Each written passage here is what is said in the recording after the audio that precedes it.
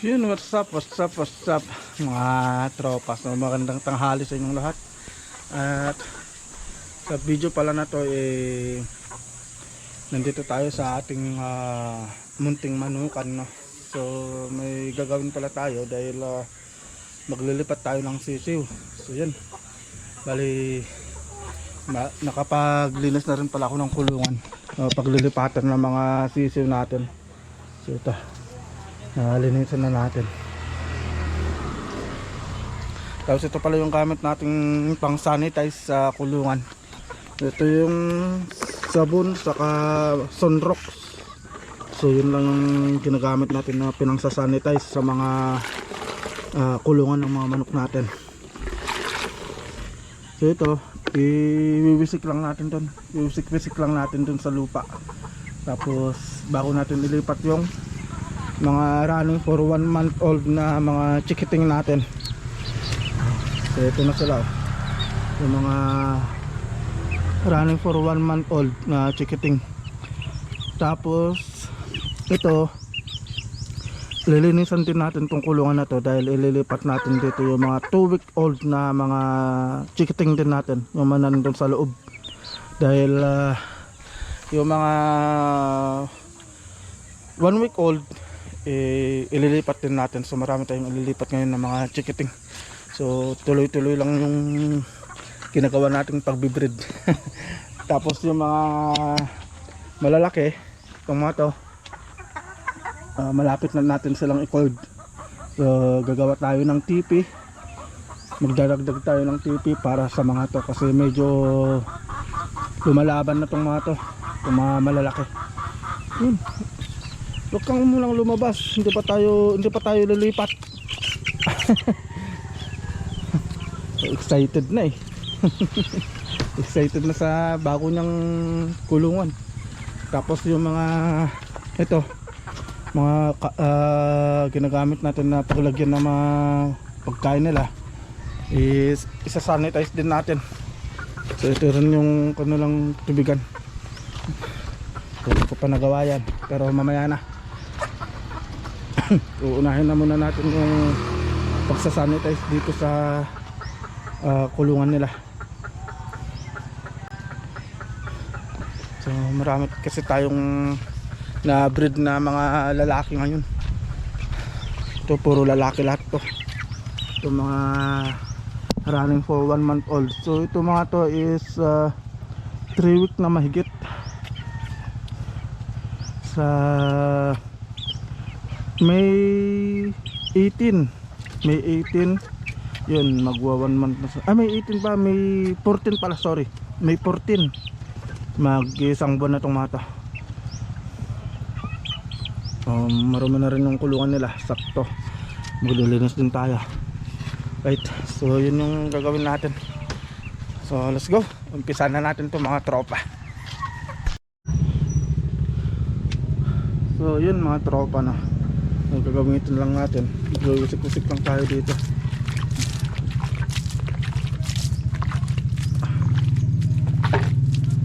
Para masanitize lang yung kulungan. Kasi ginamit ko ng mga malalaking manok natin. Siyempre hindi natin alam yung mga virus na nandyan. Yun, sigurado na natapos ng mga itlog yan, yung mga stock natin.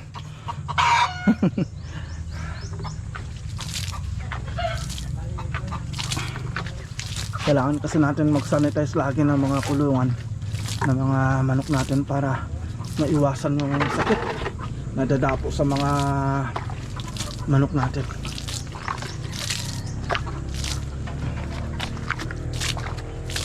Nangangamoy yung sunrox.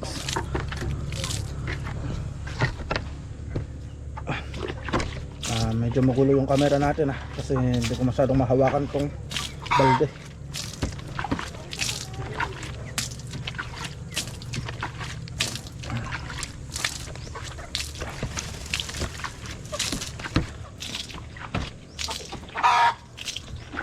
So yung mga inahin pala natin,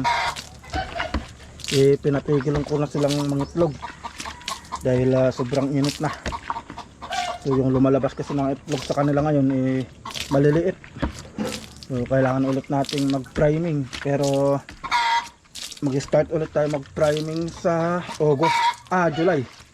Magsisimula tayo mag-priming sa July para tamang-tama August eh makapagpalimlim na tayo.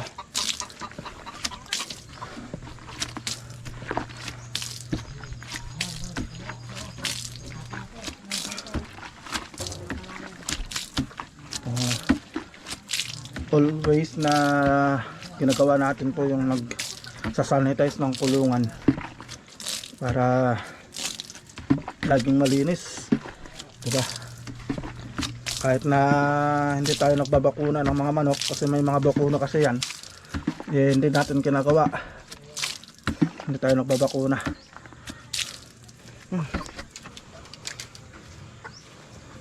So patutuyuin lang natin to bago natin ilipat yung mga chikiting natin. Magtitimpla ulit tayo ng sunrock saka sabon. Patutuyuin lang muna natin yan.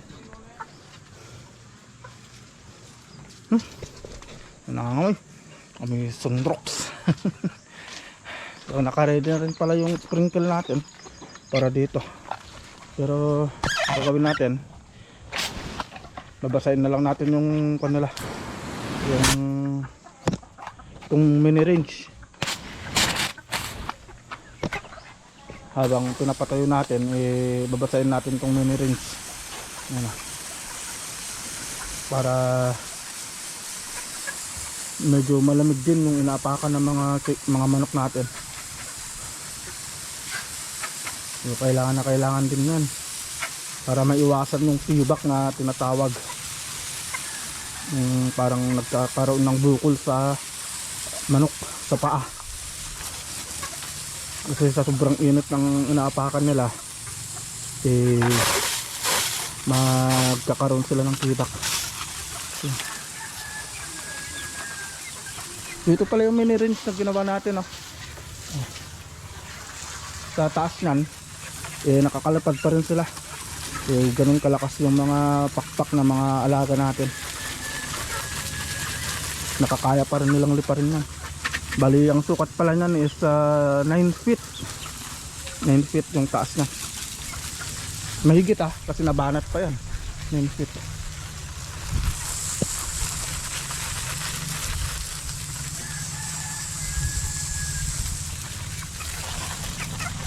Dito kasi madalas na naglalaro yung mga alaga natin. So mayroon tayong running for 5 months, may running for 3 months. Kasi yung mga running for 4 months natin eh yun napabayaan ko nga. Pero may tatlo tayo na running for 4 months, yung mga itim, yung mga black tornado natin, black tornado. So yun yung mga running for 4 months natin. Ayun yun yung isa, malaki na. So high station yung lumabas. Tapos itong mga to is running for 5 months. Yan, yung ating talisayan saka yung dalawang bull.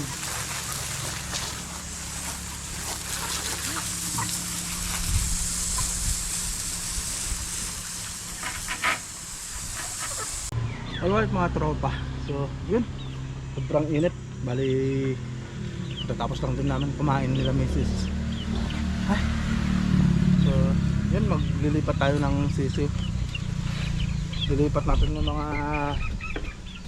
running for 1 month old na sisiw natin. Ayan, ayan siya. Ayan mga sisiw natin. So lalagay lang natin sila dito sa karton. So may karton tayo. Ayan, lagayan. Tumatakas na eh. So bali ilan to? 6. Bali 6 kung sisiw natin dito. Ay hindi, 7. 7 pala lahat to. Ayan, 7. Ganda oh. So ito gold to.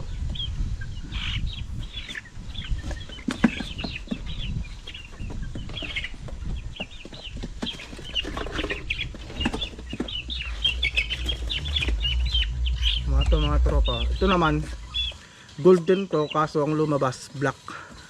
Gold yung nanay saka yung tatay, pero ang lumabas ayan, black. So nag throwback to.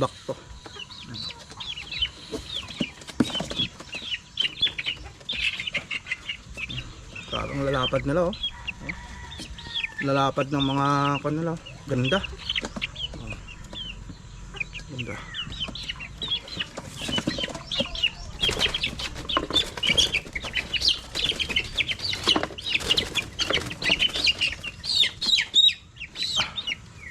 Malaki na to oh.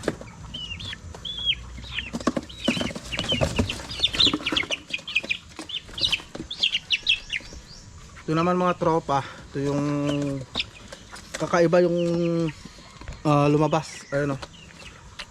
White gold siya, ano, puti, pero gold yung pan na lumalabas na balahibo na. Uy, muntik pang makatakas tong isa.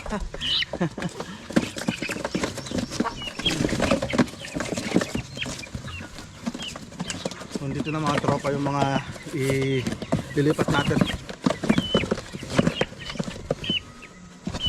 So lilipat natin sila na bago nilang kulungan. Ayun, nalaglag pa.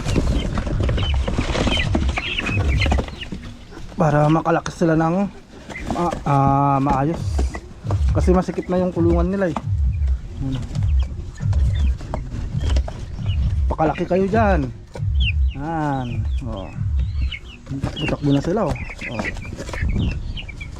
Ito naman yung black din na lumabas. Pero gold yung tatay, gold din yung nanay. Ayan, oh. Oh, ganito yung lumabas. Parang throwback. Picom yan mga tropa, picom. Ano.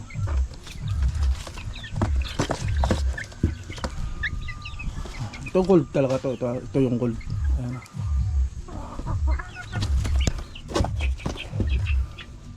Ito, gold din to. Ayan. Yeah.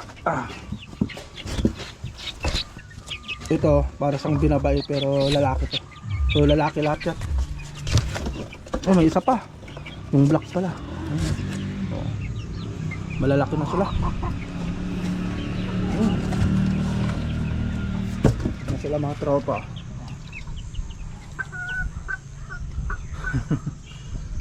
Laki na nila oh. Oh. Alright mga tropa.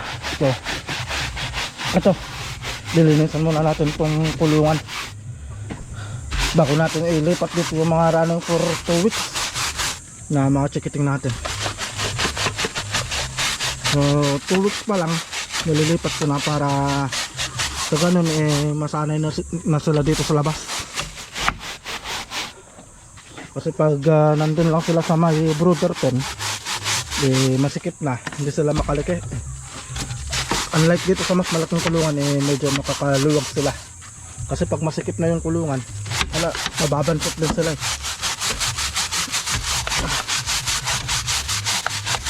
Oh, ito pala yung ginawa kong brooder pin na mas malaki. Pero ito open na to. So, kailangan din na, kasi natin to eh. Marami tayong piso na napapisa.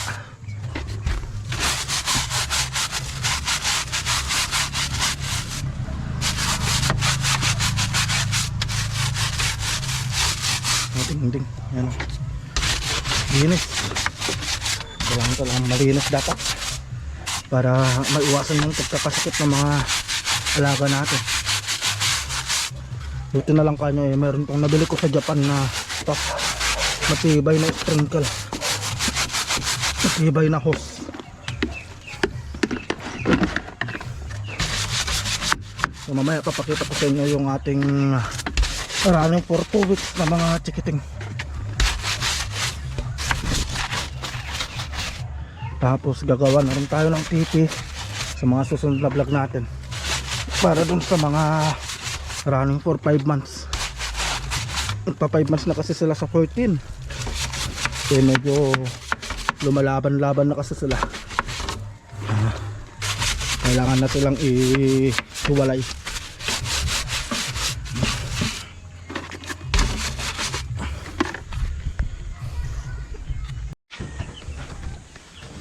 So yun mga tropa, bali nalinisan na natin yung kulungan nila dun sa labas.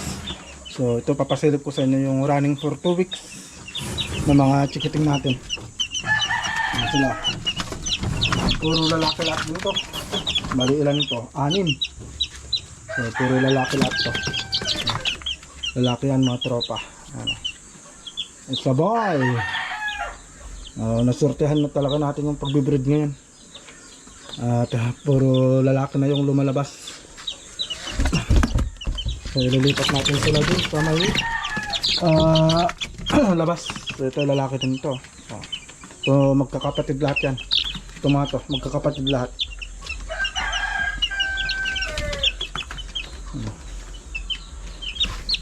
So ang lahi pala nito ay Boston Sweater. So Boston Sweater. Ayan. Ganda oh.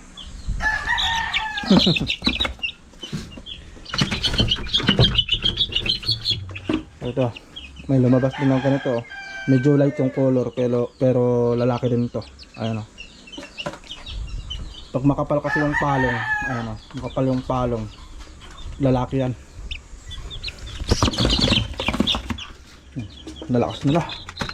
Ito, dito nag-aalangan ako dito kasi medyo manipis yung palong, pero nung tinignan ko mga tropa yung buntot, ayan o, sa buntot saka sa kulay, ano, lalaki siya.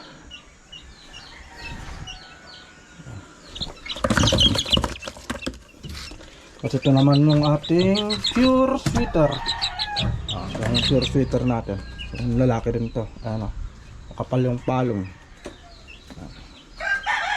Running for 2 weeks. So sila yung ililipat natin dun sa kulungan.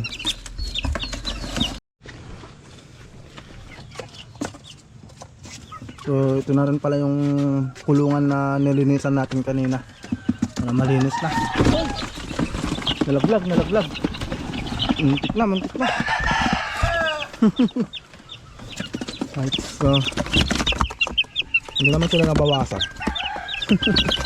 So lalagay lang natin sila dito. Yan. Yun. So, nanginginig pa yung isa. Nanibago sa kanyang bagong kulungan. Yan yung ating Boston Sweater. Yan. Ganda mga tropa oh. Ganda ng tindigan oh. Bali 6 lahat to.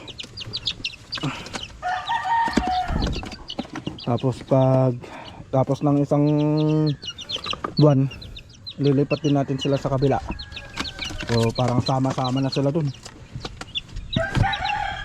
sa mas malaking kulungan. So 6 lahat yan. Right, yun mga tropa. At tapos din tapos din tayo sa paglilipat ng mga manok natin. Ayun eh, kumakain na sila oh. Tuwang-tuwa sila eh oh. Ay, ganda.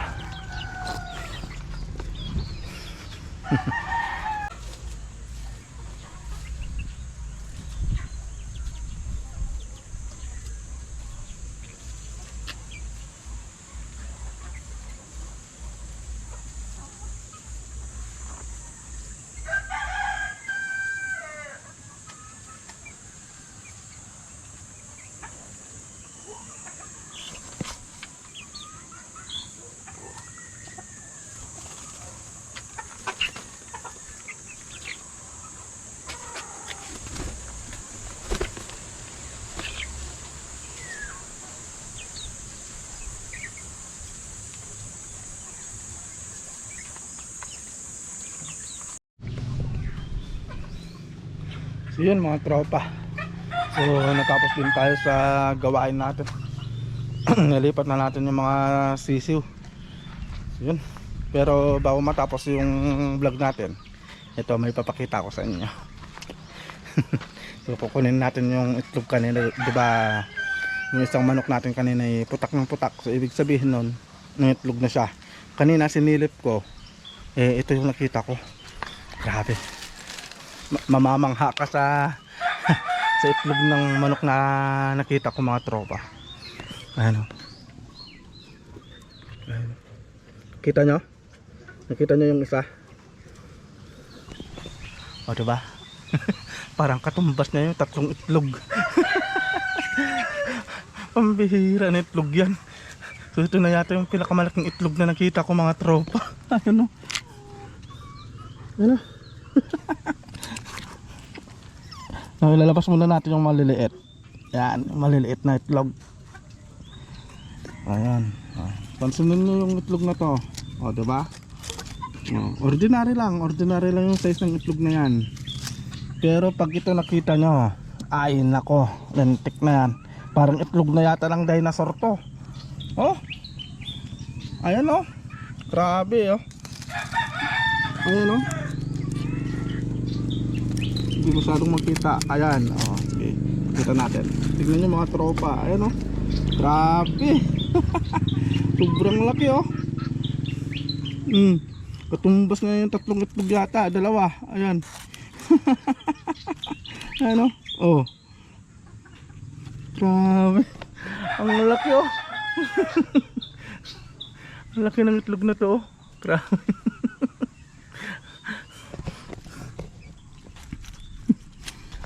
Napakalaki. Ay mga tropa oh. So yung haba na ng daliri ko oh. Mas mahaba pa sa daliri ko. Oh. Diba? Haba. Oh, grabe yung itlog na to oh. Ang laki. Hindi ko lang alam kung ilang sukat nito. Sukatin natin.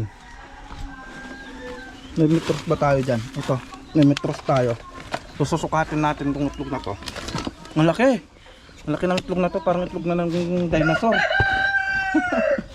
So, sukatin natin. Yan mga tropa. Parang nasa 3 inches. Ayun o, 3 inches. Ano, sakto 3 inches na siya. Saktong sakto sa 3 inches mga tropa. Ano, ang laki oh. Oh. 3 inches yung laki ng itlog na to. Haba, ay yung haba niya. Iwan ko kung nandyan yung kiluhan namin. Kilungan natin. Right mga tropa. So ito, kikiluin natin. Bali ito, saktong 1 kilo siya dito. Ano, saktong 1 kilo. Tignan natin kung ilang grams to. 100 grams. 100 grams siya. Ayan o. Ang bigat. Ayan o. 100 grams mga tropa. Ang laki. Grabing itlog to. Ay, pambihira. Ito na yata yung pinakamalaking itlog na nakita ko sa buong buhay ko. Laki, grabe oh. Oh, laki.